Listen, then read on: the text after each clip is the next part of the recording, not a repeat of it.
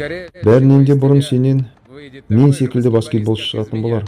Бұл тұқым қуалаушылық, білесің бе соны? Ал мен сондай баскетболшымын. Өз басыңнан биік секіре алмайсың. Сондықтан баскетбол алаңында қиналып уақыт өткізгеннің маңызы жоқ. Дұрыс па? Дұрыс. Ал бере ғой.